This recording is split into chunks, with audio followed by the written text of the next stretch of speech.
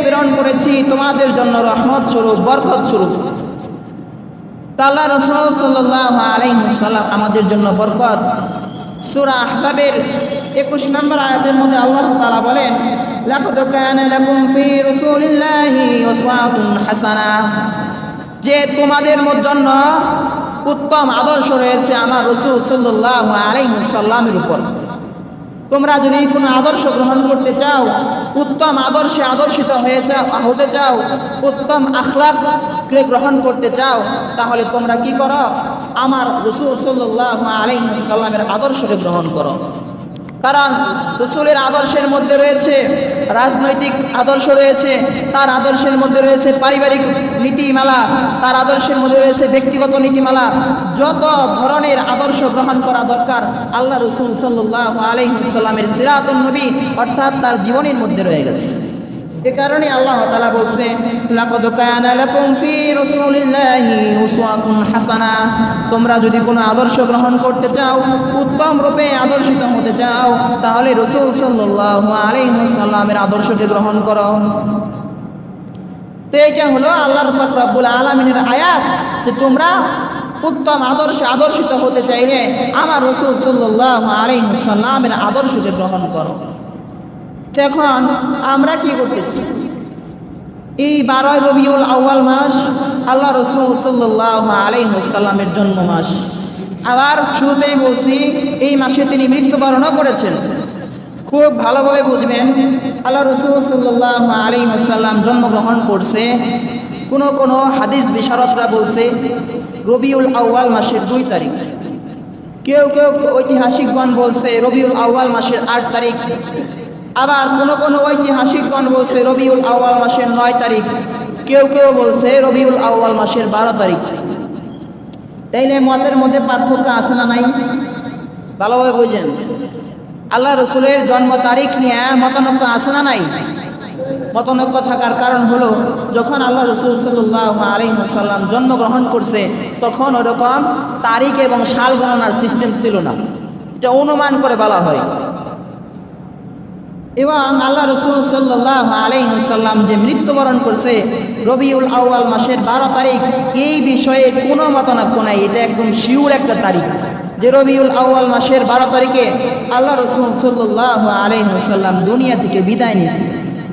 এই রবিউল আউয়াল মাসের 12 তারিখে যে আল্লাহ রাসূল সাল্লাল্লাহু আলাইহি ওয়াসাল্লাম মৃত্যুবরণ করছে এই বিষয়ে কোনো সন্দেহ নাই।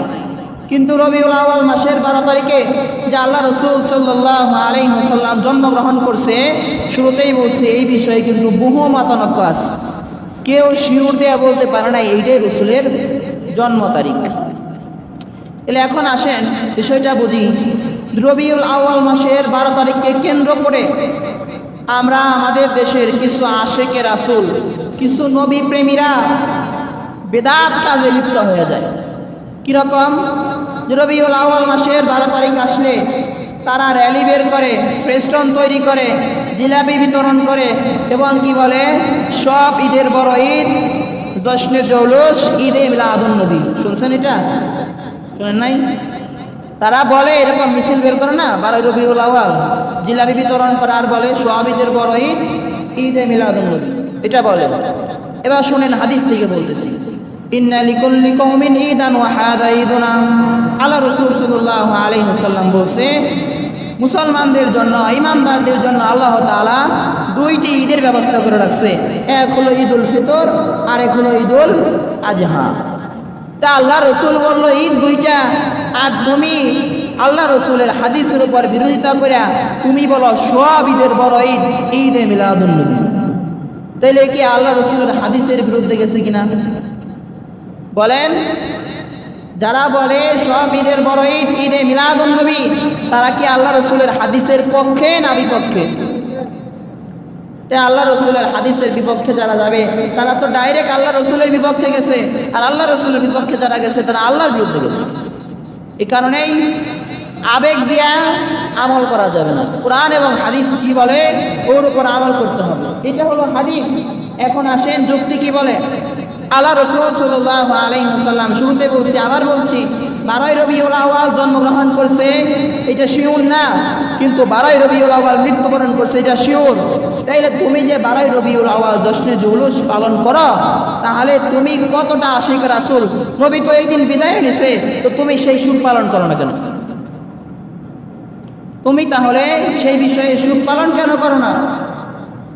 নবী যে জন্মগ্রহণ করছে শিওর না, সেই তারিখ নিয়ে মাতামাতি করতেছ, অর্থ যেই দিন উনি চলে গেছে শিওর, ওই তারিখ নিয়ে তুমি ব্যস্ত না।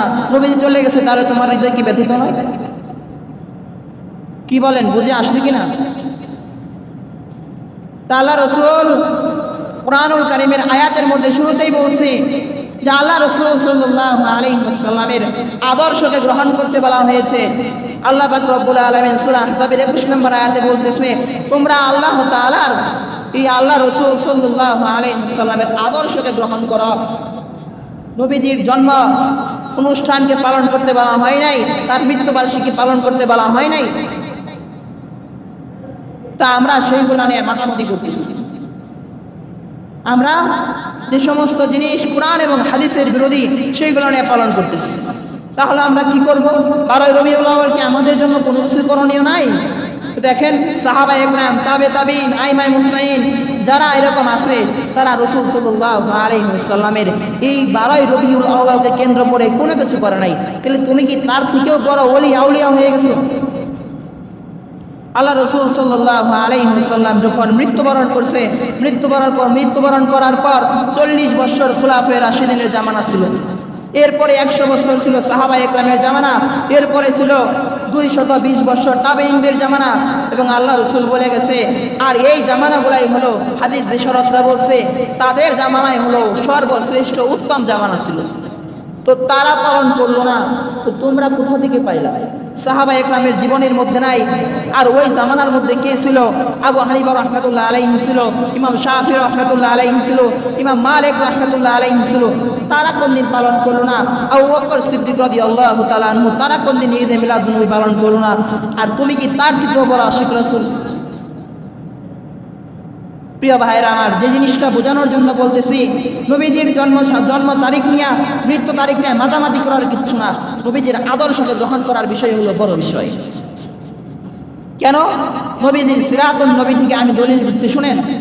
যখন আল্লাহ রাসূল সাল্লাল্লাহু আলাইহি ওয়াসাল্লাম জন্মগ্রহণ করলেন, এই খুশিতে আত্মহারা হয়ে আল্লাহ রাসূল সাল্লাল্লাহু আলাইহি ওয়াসাল্লামের চাচা আবু লাহাব এত খুশি হয়েছে যে আব্দুল্লাহর ঘরে আমার ভাতিজা হয়েছে। তিনি এত খুশি হয়েছে যে খুশির আনন্দের তীব্র ইয়েতে উনি কি করছে, ওনার দাসী সুয়াইবাকে আজাদ করে দিচ্ছে।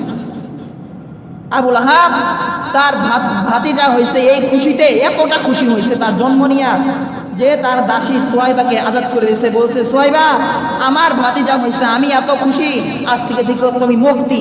আবু লাহাবের দাসী ছিলেন সুয়াইবা, তাকে আজাদ করে দিয়েছে, এত খুশি হয়েছে আবু লাহাব। এখন বলেন তো, আবু লাহাবের কপালে কি শেষ পর্যন্ত কালেমা জুটছে? কথা বলেন, কালেমা জুটছে? ঈমান নসিব হয়েছে? কথা হয় না। আবু লাহাবের কপালে কি ঈমান নসিব হয়েছে? হয় নাই। কেন? সে তো নবীজির জন্ম নিয়ে সব থেকে বেশি খুশি ছিল। নবীজির জন্ম নিয়ে আবু লাহাব সব থেকে বেশি খুশি ছিল। তো আবু লাহাব কপালে কালেমা জুটলো না কেন? তো তুমি যদি মনে করো নবীজির জন্ম নিয়ে খুশি হইয়া জিলাপি বিতরণ করা, র্যালি বের করা, মিছিল করা এইটাই সব থেকে বড় ইবাদত, তাহলে আবু লাহাব তো তোমার থেকে বড় বুজুর্গ ছিল।